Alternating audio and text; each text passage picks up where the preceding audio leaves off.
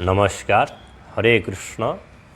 आज आम नित्यानंद त्रयोदशी विषय आलोचना करिबा। यह सहित नित्यानंद प्रभुंकर अवतार एवं बाल्य लीला एवं पास्ट टाइम लीला विषय मध्य आलोचना करिबा। आसंतु आमे जानिबा श्री नित्यानंद प्रभुंकर अवतार विषय। श्री नित्यानंद प्रभु प्राय 1474 मसीह बंगालर एकचक्र नामक गाँव में अवतीर्ण होइतिले। से मास थिला माघ मास चतुर्दशी दिन तांकर जन्म होइतिला। एबे एकचक्र गाँ बांग्लादेश रे अवस्थित। तांकर पिता थिले हड़ाई पंडित एवं माता थिले पद्मावती।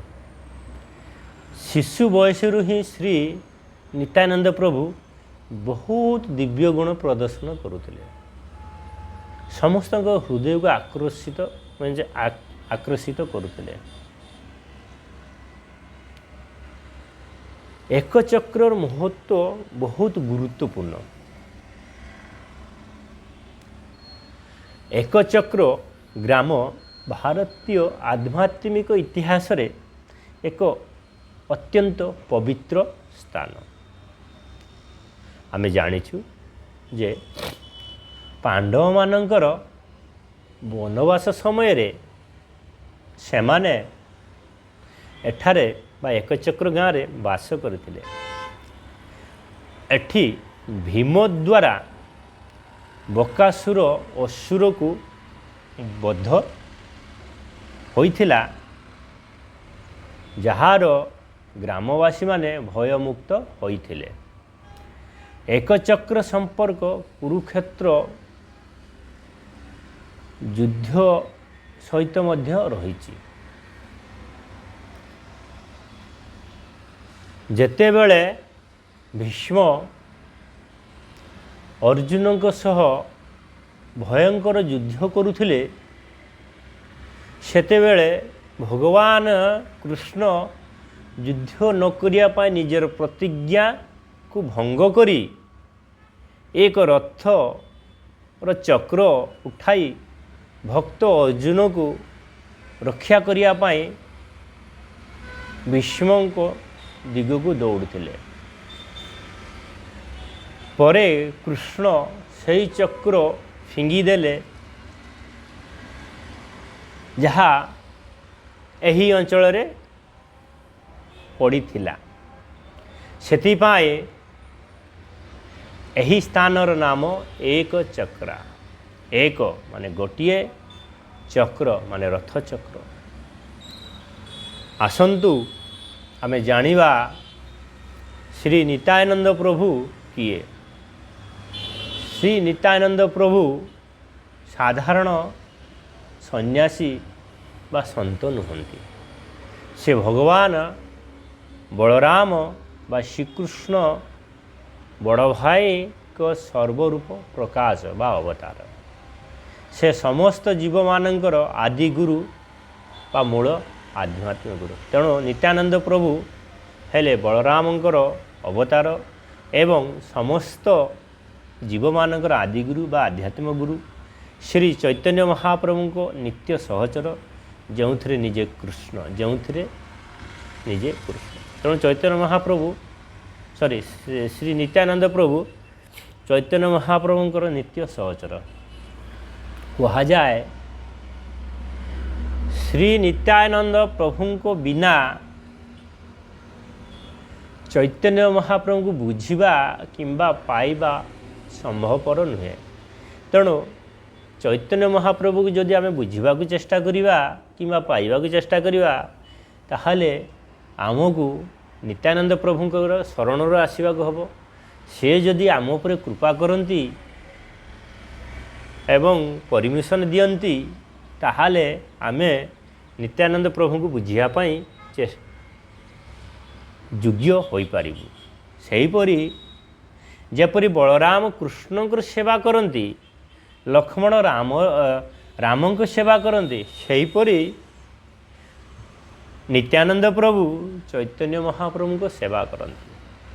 ସମସ୍ତ ଆଧ୍ୟାତ୍ମିକ ଶକ୍ତି ଓ କୃପା ତାଙ୍କ ମାଧ୍ୟମରେ ବହେ।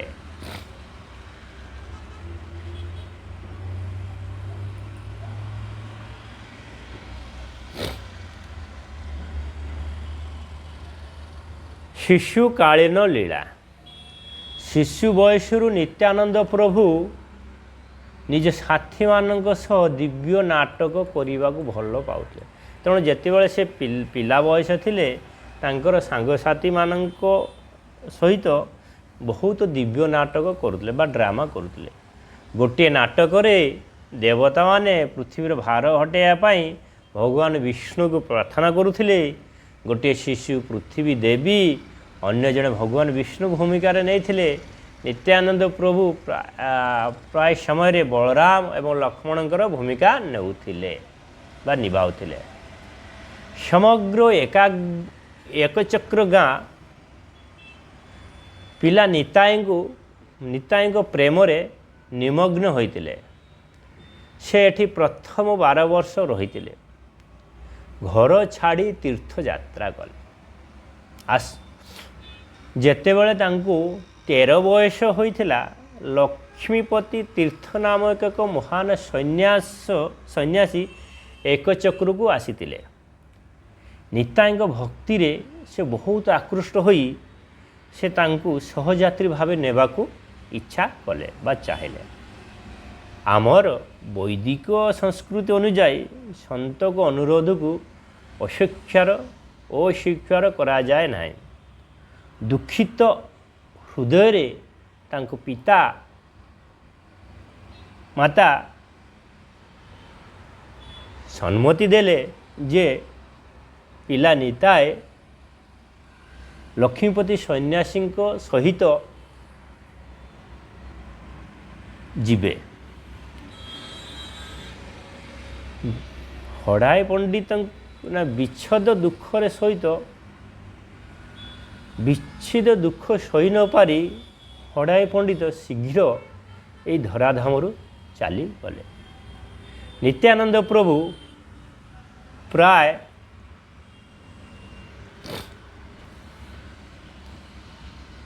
20 ବର୍ଷ ଧରି ସମଗ୍ର ଭାରତରେ ତୀର୍ଥଯାତ୍ରା କଲେ। ଏହି ସମୟରେ ସେ ଲକ୍ଷ୍ମୀପତି ତୀର୍ଥଙ୍କ ଦ୍ୱାରା ଦୀକ୍ଷିତ ହେଲେ। ମାଧବପୁରୀଙ୍କ ସହ ଘନିଷ୍ଠ ସମ୍ପର୍କ ବନାଇଲେ। ମାଧବପୁରୀ ହେଉଛନ୍ତି ଜଣେ ପ୍ରଖ୍ୟାତ ଶୁଦ୍ଧ କୃଷ୍ଣଙ୍କର ଭକ୍ତ। ସେ ମଧ୍ୟ ହେଉଛନ୍ତି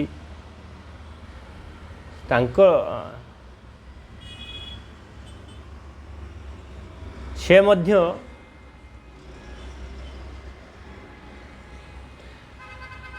ଅଦ୍ୱୈତ ଆଚାର୍ଯ୍ୟ ଏବଂ ଈଶ୍ୱରପୁରୀଙ୍କ ଆଧ୍ୟାତ୍ମିକ ବନ୍ଧୁ ବା ସେତୁ। ଆସ ଆମେ ଏବେ ଡିସ୍କସନ୍ କରିବା ଚୈତନ୍ୟ ମହାପ୍ରଭୁଙ୍କ ସହ ନିତ୍ୟାନନ୍ଦ ପ୍ରଭୁଙ୍କ ମିଳନ। 1506 ଖ୍ରୀଷ୍ଟାବ୍ଦରେ ନିତ୍ୟାନନ୍ଦ ପ୍ରଭୁ ଚୈତନ୍ୟ ମହାପ୍ରଭୁଙ୍କୁ ଭେଟିଥିଲେ। ସେହି ସମୟରେ ନିତ୍ୟାନନ୍ଦ ପ୍ରଭୁଙ୍କର 32 ବର୍ଷ ହୋଇଥିଲା ଏବଂ ଚୈତନ୍ୟ ମହାପ୍ରଭୁଙ୍କର 20 ବର୍ଷ ହୋଇଥିଲା। ସେମାନେ ନଦିଆରେ ହିଁ ମିଳିଥିଲେ। ଏହାପରେ ସଂକୀର୍ତ୍ତନ ଯୁଗ ଧର୍ମ ପ୍ରଚାରରେ ନିତ୍ୟାନନ୍ଦ ପ୍ରଭୁଙ୍କର ଭୂମିକା ନେଲେ। ଏହାପରେ ଆମର ସଂକୀର୍ତ୍ତନ ଆନ୍ଦୋଳନରେ ନିତ୍ୟାନନ୍ଦ ପ୍ରଭୁଙ୍କର ମୁଖ୍ୟ ଭୂମିକା ଥିଲା। ବଙ୍ଗାଳ ଓ ଓଡ଼ିଶା ଭଗବତ ପ୍ରେମରେ ପ୍ରଭାବିତ କଲେ। ସେ ପୁରା ବଙ୍ଗାଳ ଏବଂ ପୁରା ଓଡ଼ିଶାକୁ ଭଗବତ ପ୍ରେମରେ ବା କୃଷ୍ଣ ଚୈତନ୍ୟ ମହାପ୍ରଭୁଙ୍କ ପ୍ରେମରେ ସବୁ ଲୋକଙ୍କୁ ପ୍ରଭାବିତ କଲେ। ଗୃହସ୍ଥ ଜୀବନ ପରେ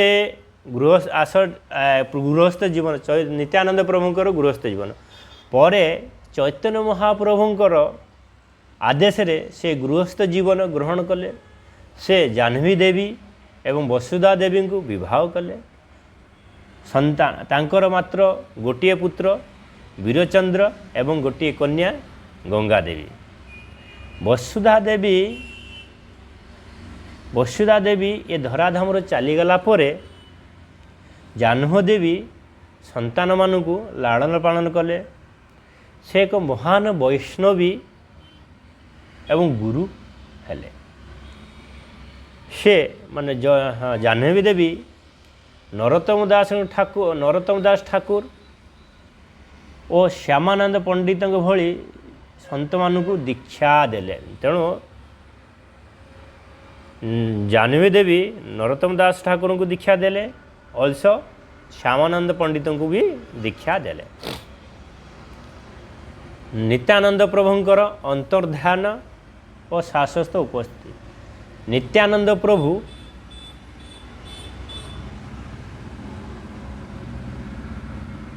କୃଷ୍ଣଙ୍କର ବିଗ୍ରହରେ ଲୀନ ହୋଇ ନିଜର ଦୃଶ୍ୟଲୀଳା ସମାପ୍ତ କଲେ। ସମସ୍ତ ବୈଷ୍ଣବ ଆଚାର୍ଯ୍ୟ ମାନେ କୁହନ୍ତି ନିତ୍ୟାନନ୍ଦ ପ୍ରଭୁଙ୍କ କୃପା ବିନା ଚୈତନ୍ୟ ମହାପ୍ରଭୁଙ୍କୁ ବୁଝି ହେବ ନାହିଁ। ତାଙ୍କୁ ଆଦିଗୁରୁ ଭାବେ ଭକ୍ତି ସହ ପ୍ରାର୍ଥନା କରିବା ଆବଶ୍ୟକ। ଯଦି ଆମେ ଚୈତନ୍ୟ ମହାପ୍ରଭୁଙ୍କୁ ବୁଝିବାକୁ ଚେଷ୍ଟା କରିବା ବା ଚୈତନ୍ୟ ମହାପ୍ରଭୁଙ୍କୁ ପ୍ରେମ ଭକ୍ତି ପାଇବାକୁ ଇଚ୍ଛା କରିବା, ତାହେଲେ ଆମକୁ ନିତ୍ୟାନନ୍ଦ ପ୍ରଭୁଙ୍କୁ ଆଦିଗୁରୁ ଭାବେ ଭକ୍ତିର ସହିତ ପ୍ରାର୍ଥନା କରିବାକୁ ହେବ ଏବଂ ତାଙ୍କର ଚରଣରେ ନିଜକୁ ସମର୍ପିତ କରିବାକୁ ହେବ।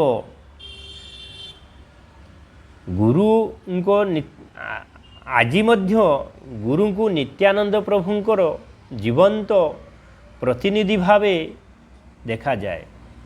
ଗୁରୁଙ୍କ ମାଧ୍ୟମରେ ନିତ୍ୟାନନ୍ଦ ପ୍ରଭୁ ଦିଅନ୍ତି ଆଧ୍ୟାତ୍ମିକ ଶକ୍ତି, ଭଗବାନଙ୍କର ସେବା କରିବାର ସାମର୍ଥ୍ୟ, ଦିବ୍ୟ ଆନନ୍ଦ ଅନୁଭୂତି କରିବା। ସରଳ ଭାଷାରେ କହିବାକୁ ଗଲେ ନିତ୍ୟାନନ୍ଦ ପ୍ରଭୁ ହେଉଛନ୍ତି ଭଗବତ ପ୍ରେମର ଦ୍ୱାର। ତାଙ୍କ କୃପା ଆଧ୍ୟାତ୍ମିକ ଜୀବନକୁ ସହଜ ଓ ଆନନ୍ଦମୟ କରେ। ତାଙ୍କ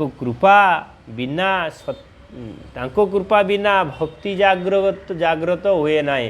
ତେଣୁ ଆମେ ଯଦି ଭଗବତ ପ୍ରେମ ପାଇବାକୁ ଇଚ୍ଛା କରେ, ତାହେଲେ ଆମେ ନିତ୍ୟାନନ୍ଦ ପ୍ରଭୁଙ୍କ ଚରଣରେ ନିଜକୁ ସମର୍ପଣ କରିବା ଉଚିତ।